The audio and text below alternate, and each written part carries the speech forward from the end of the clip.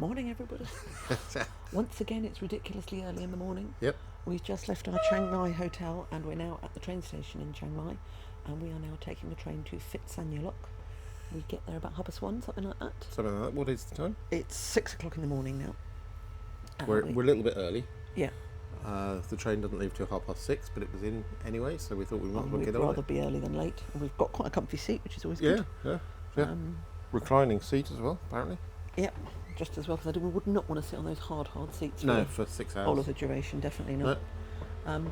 And when we get to Phitsanulok, Roger decided it would be a good idea to book into a hostel. Well, I thought we're backpacking. We really ought to hostel while we're here. And the hostel is very expensive. We have a private room. It doesn't have a bathroom, but we do have our own room. Yep, £20 for 3 nights. 3 nights, £20. We really thought, well, we can't go wrong with that. So fingers crossed that it's okay. As I said to Roger, if it's terrible, we'll spend one night and then we'll go and find somewhere else, can't we? So, and at Phitsanulok, we're hoping to go to Sukhothai, which is a sort of a temple complex, which is a little bit outside the city. We'll just have to see how we get there, won't we, and what we're going to do. Yeah. Might be able to book on an organised trip or something like that, you never know. Yep. But yeah, it'll be good to go somewhere different, and it's a much smaller place than Chiang Mai. So yeah, we'll see what it's like when we get there, I think. Yes, and also see what the accommodation is like. Yeah, as I say, like. We're backpacking. We really ought to do the student when thing. in Rome, we've got to do it. And a lot of hostels, most hostels these days are really nice. Oh yeah, so, I'm sure it will be. I'm sure it will be. And it had some very, very good reviews, especially of the person who owns it as well. Yeah, I think that's often the case, isn't it? I mean, you think about the Thai garden place we went to. The lady was fantastic, wasn't she? Yeah. So, yeah, fingers crossed. We'll still be smiling when we go. Talk to you later.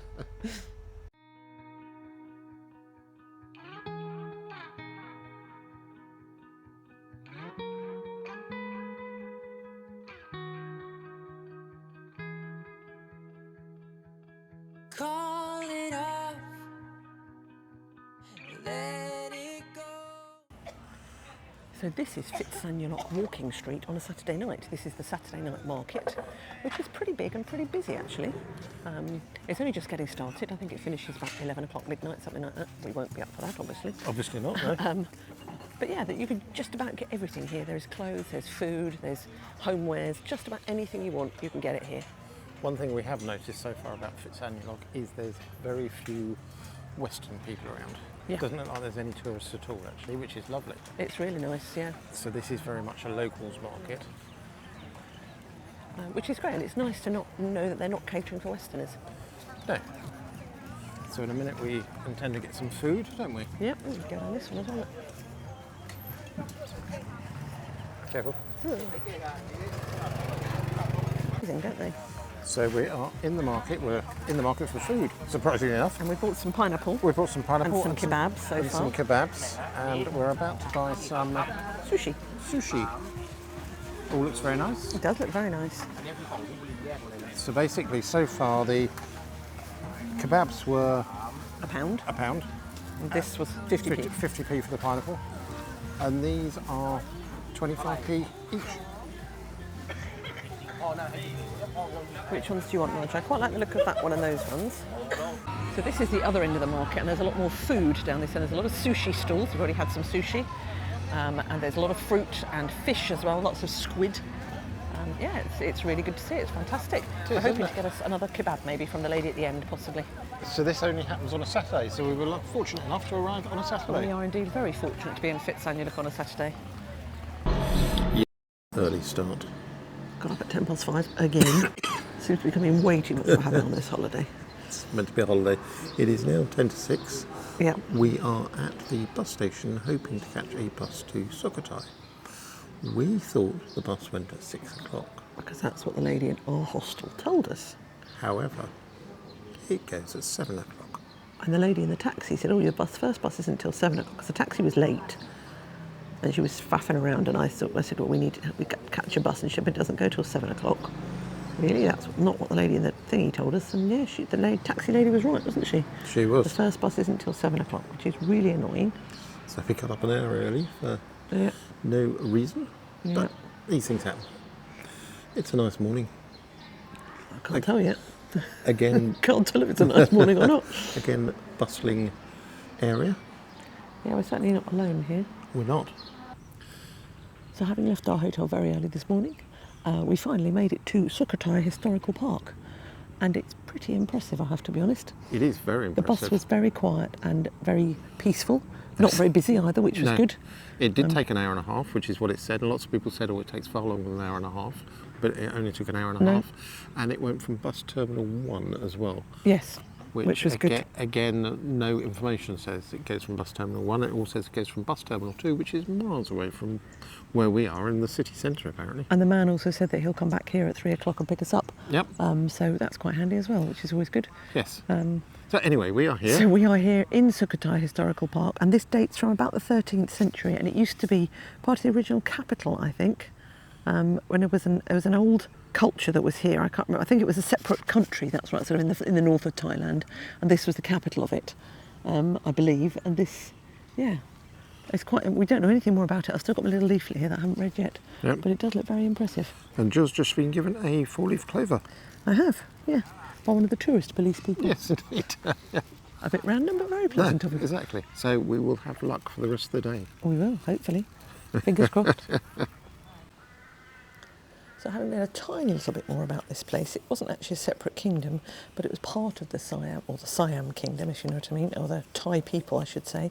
But it was a sort of a separate regional area, and it was definitely the capital of that area for quite a few years. And it was lost for many, many years underneath an awful lot of shrubbery and vines and all kinds of things. And I think it was about 1970s when they finally discovered it again. And it's now a UNESCO World Heritage Site. And it's about 70 square kilometres as well. And this was the capital of Thailand 700 years ago. So it's very impressive at the moment. We've only been here for a little while, but it's very, very impressive. These statues are certainly enormous, aren't They're they? huge. It's hard to imagine how the significance of them, really.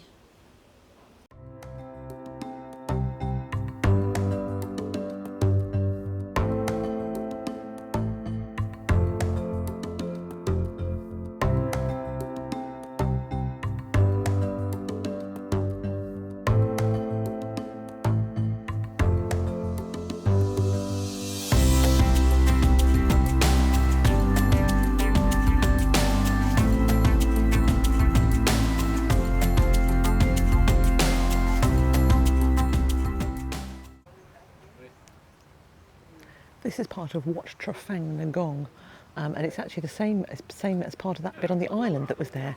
And they did say that this was outside of the city wall, and it was without a fence around it, but it was a very important temple. So we're outside the main Sukhothai historical palace or historical city complex now, but this is still part of it, and this is the Aranika part of the city, which was sort of a jungly area. It's actually about 100 years later than the last ones were built as well, we think the 14th, 15th century-ish. And there's this collection of things out here. It's a lot less busy than it was in the main part of the complex. And it's absolutely beautiful, lovely and peaceful, very tranquil, very rural as well, very nice. Okay. So we're now in Wat Bangkorn, which I think is in the western part of this historical complex. We've walked about 3 and a bit miles, and it's getting quite warm now as well, isn't it? It is but getting a it's bit beautiful warmer. because there's hardly anybody here. We've seen a couple on bicycles, and that's been it, which is really nice. It's very nice to have the place to yourself. And it doesn't feel real almost. It feels a bit surreal, doesn't it, really? It does. And interesting enough, they don't really know a great deal about this place. Archaeologists have had a look. They can't find the exact date that it was built. They can't find really much about it at all. No. Which in this day and age, I think is quite amazing. It is. They don't know huge amounts about it. This is Wat Safan Hin, and it has a standing Buddha and a seated Buddha here, actually. It's on a mound that's 200 metres high, and it certainly felt that when we were coming up, actually, because it's now the midday sun, which is rather foolish of us, but Yes. there's not a lot we can do about that. 5 miles as well to get Yeah, here. but no, it's quite impressive, actually, isn't it, despite having walked 5 miles? It is. It's a great little trail, isn't it? It is, it's fantastic. Just seeing how close all of these are together, but outside the city walls. You know, the city itself was very impressive, but as Jill said earlier, a little bit, well, it wasn't that crowded actually, it was quite empty, but this is even quieter. Hardly anybody around here, which is always good. It's that 5 mile walk that does it. It is, yeah. Although a number of people have actually hired bikes, and some people we've seen on tuk-tuks and other things. We haven't actually seen anyone else walking, have we? No, we haven't. We're the only foolish people, obviously. Exactly, mad dogs and Englishmen. We spent the day today at Sukhothai, which is about 75 kilometres away from Phitsanulok, and we got up very early, got a grab to the bus station, got the 7 o'clock bus. We thought it was 6 o'clock, but it was 7 o'clock, which was fine. So we had a bit of a wait around at the bus stop. And then we were there about 20 to 9, something like that, weren't Yep. we? And as we got off the bus, the very kind bus driver said he would be back at that spot at about 3 o'clock. So, which was really good. At least we knew, because we didn't have a clue how we were going to get back. No, we hadn't. And I have to say, I thought, oh gosh, 6 hours, that's quite a long time. But in hindsight, it was about right. It was time, about actually, right, wasn't it? yeah. We did do a lot of walking. We walked nearly 10 miles today. Most people hired bikes, and that was probably a good idea, really, was. with hindsight, obviously. Hindsight being a wonderful thing. But I really enjoyed it. Yeah, no, it was good. It was good. very impressive. It was an amazing place, and we were saying, if that had been in Europe, there would be hundreds of people there. Yeah. I but mean, if you as- think about the main things in Europe, you know, the archaeological sites like the Colosseum and the Tower of Exactly, London yes. and everything, and Yeah. it would be absolutely heaving, wouldn't it? So there were 3 parts to it. Each part cost 100 baht to get into. So we went to all 3 parts. So that was 600 bahts, which is about £15. And again, you can't really complain about that, can you? Definitely not. Definitely not. But yeah, very, very impressed with it. And it was just enormous. I mean, it said it covered 70 square kilometres. I think we walked that today, actually, didn't we? It felt like it, yeah. But it was absolutely massive, wasn't it? It was. And each of the little bits were quite different as well. And we were recommended this by my friend Katie. Thank you, Katie. Because we hadn't heard of it before. And she said she came here and really enjoyed it. And we did too. It was really, Yeah. really good. So we had about 5 hours or so of walking around.